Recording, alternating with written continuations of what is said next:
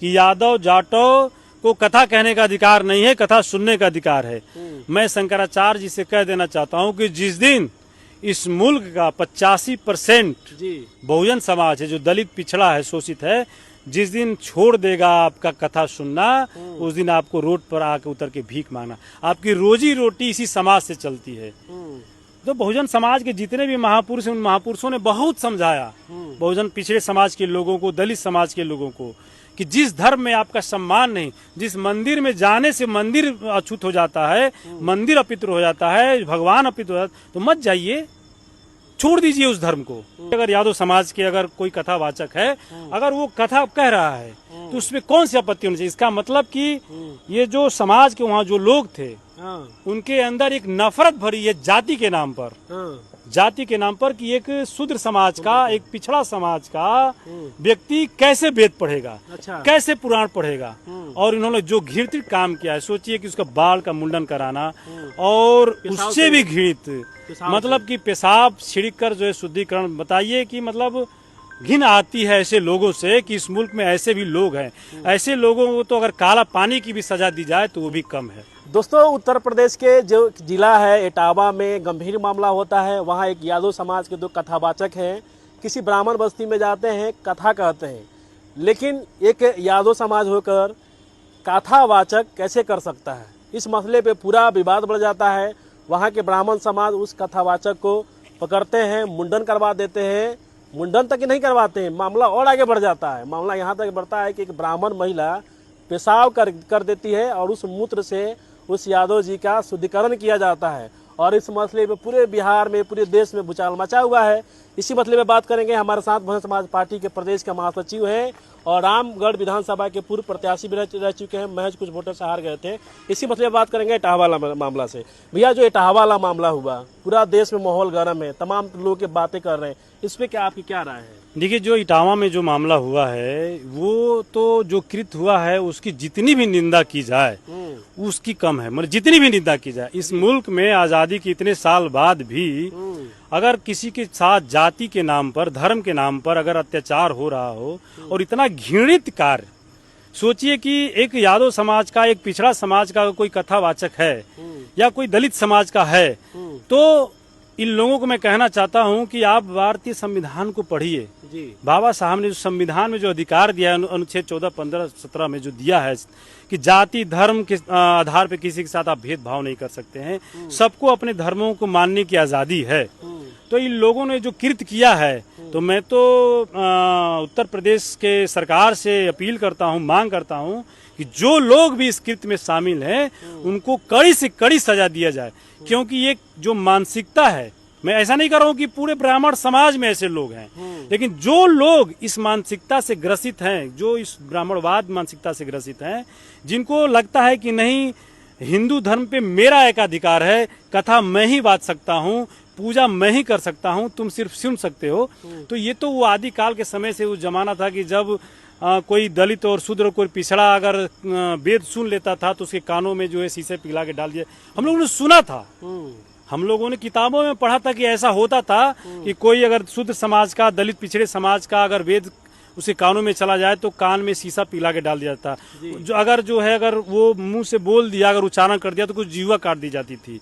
सोचिए, आज हम आजादी के इतने साल बाद, 75 साल बाद, मतलब मॉडर्न युग में जी रहे हैं, लेकिन आज भी ऐसे लोग इस मुल्क में हैं जो जाति के नाम पर लोगों से नफरत करते हैं। और इसका जीता जाता उदाहरण जो है इटावा है। सोचिए, अगर मान लीजिए अगर यादव समाज के अगर कोई कथावाचक है, अगर वो कथा कह रहा है, तो उसमें कौन सी आपत्ति होनी चाहिए? इसका मतलब कि ये जो समाज के वहाँ जो लोग थे, उनके अंदर एक नफरत भरी है जाति के नाम पर, जाति के नाम पर, कि एक शूद्र समाज का, एक पिछड़ा समाज का व्यक्ति कैसे वेद पढ़ेगा, कैसे पुराण पढ़ेगा। और इन्होंने जो घृणित काम किया है, सोचिए कि उसका बाल का मुंडन कराना, और उससे भी घृणित, मतलब कि पेशाब छिड़क कर जो है शुद्धिकरण। बताइए कि मतलब घिन आती है ऐसे लोगों से, कि इस मुल्क में ऐसे भी लोग हैं। ऐसे लोगों को तो अगर काला पानी की भी सजा दी जाए तो वो भी कम है। आप एक बाबा का नाम सुने होंगे, बागेश्वर वाले बाबा। कुछ दिन पहले उन्होंने एक रैली, मतलब सभा निकाला था, उसमें कह रहे थे कि जात पात की करो विदाई, हम सब हिंदू भाई भाई। तो यहाँ मतलब क्या चल रहा है? देखिए, जब इनको वोट लेना होता है, लोगों को गोलबंद करना होता है, तब कहते हैं हम हिंदू भाई भाई, हम हिंदू एक हैं जी।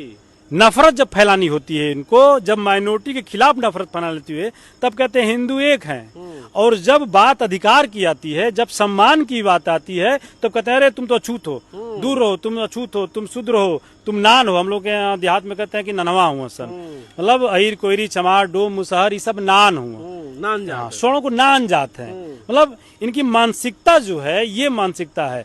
और मैं आपके चैनल के माध्यम से कहता हूँ सब नहीं है, लेकिन बहुतायत ऐसे लोग हैं। और इसका जीता जागता उदाहरण इटावा की जो घटना है, और इटावा ही नहीं, तमाम अभी उड़ीसा में आपने देखा कि 2 दलित लड़कों को जो है मुंडन करके उनको घुटने के बल घास चलाया गया, उनको मूत पिलाया गया। मतलब सोचिए हम कहाँ जी रहे हैं, किस दौर में हम जी रहे हैं। आजादी की इतने साल बाद भी आजादी मिली है, लेकिन कहीं न कहीं ये समाज आज भी कहीं न कहीं गुलाम है। एक शंकराचार्य है, वो कह रहे हैं कहा कि अगर कोई कथावाचक कह सकता है तो केवल ब्राह्मण समाज के ही लोग कह सकते हैं, और किसी का अधिकार नहीं है। हाँ, मैंने देखा शंकराचार्य कह रहे हैं कि यादव जाटव, सीधे सीधे उन्होंने बोला है कि यादव जाटव को कथा कहने का अधिकार नहीं है, कथा सुनने का अधिकार है। मैं शंकराचार्य जी से कह देना चाहता हूँ कि जिस दिन इस मुल्क का 85% बहुजन समाज है, जो दलित पिछड़ा है, शोषित है, जिस दिन छोड़ देगा आपका कथा सुनना, उस दिन आपको रोड पर आकर उतर के भीख मांगना। आपकी रोजी रोटी इसी समाज से चलती है। तो बहुजन समाज के जितने भी महापुरुष हैं, उन महापुरुषों ने बहुत समझाया बहुजन पिछड़े समाज के लोगों को, दलित समाज के लोगों को, कि जिस धर्म में आपका सम्मान नहीं, जिस मंदिर में जाने से मंदिर अछूत हो जाता है, मंदिर अपवित्र हो जाता है, भगवान अपवित्र हो जाता है, तो मत जाइए, छोड़ दीजिए उस धर्म को और एक अपना अलग धर्म अपना लीजिए। और जिस दिन ऐसा अगर इस मुल्क का लोग कर देगा, तो इस शंकराचार्य जैसे लोग जो है जाकर कहीं भीख मांग के अपना जीवन यापन करने लगेंगे। अपने स्तर से बहुजन समाज के लिए क्या संदेश दीजिएगा इस मसले पे? देखिए, मैं बहुजन समाज से यही अपील करता हूं, और खास करके प्रशासन से अपील करता हूं कि अगर इस मुल्क में ऐसे लोग, देखिए हमारा भारत के संविधान जो है किसी को भी जाति, धर्म के और लिंग के आधार पर भेदभाव करने की अनुमति नहीं देता है। दूसरी बात, हमारा भारतीय संविधान जो बाबा साहब ने जो दिया है कि धर्म के आधार पे किसी के साथ भेदभाव नहीं करना है, और सभी को अपने धर्मों को मनाने की अपने तरह से आजादी है। तो अगर कोई पिछड़ा समाज का, अगर वो कथावाचक कथा कहकर अपना जीविकोपार्जन करना चाहता है, तो कोई किसी का अधिकार नहीं है कि उसको वो रोक सकता है। अगर जो रोकता है तो कानूनन जुर्म है और उसको जेल जाना चाहिए। और मैं पिछड़े समाज के भी लोगों को कहना चाहता हूं, तो मैं पहले भी कह दिया कि अगर जो धर्म और जो संप्रदाय जो आपको अछूत मान रहा हो, जो आपको स्वीकार ही नहीं कर रहा है कि आप जो है इस धर्म के हैं, तो छोड़ क्यों नहीं देते इस धर्म को? छोड़ दो सीधे सीधे। सही बात है। जो लोग धर्म, अच्छा इस मुल्क में, इस दुनिया में बहुत से ऐसे लोग हैं जो नास्तिक हैं, जो धर्म को नहीं मानते। क्या वो जी नहीं रहे हैं? क्या वो बिजनेसमैन नहीं है? क्या वो नौकरी नहीं कर रहे हैं? क्या वो बड़े बड़े पद पे नहीं है? तो क्या जरूरी है? जो धर्म आपको अछूत समझता हो, जिस धर्म की कथा पढ़ने पर आपका मुंडन कराया जाता हो और एक महिला के पेशाब से आपका शुद्धिकरण, इतना घिनौना काम किया जा रहा हो, तो उस धर्म को छोड़ देना ही सबसे उचित है। चलिए, देखिए हम बात कर रहे थे उत्तर प्रदेश के इटावा जिला पे जो मामला हुआ, इस मसले पे जो बसपा के प्रदेश के महासचिव हैं और रामगढ़ के जो प्रत्याशी रह चुके हैं, वहां से तैयारी भी कर रहे हैं। लेकिन जो इटावा वाला मामला है, इस मामले पे सतीश यादव जी ने अपनी बात बेबाकी से रखा। इनको बातों को कैसे देखते हैं, जरूर कमेंट। बहुत धन्यवाद।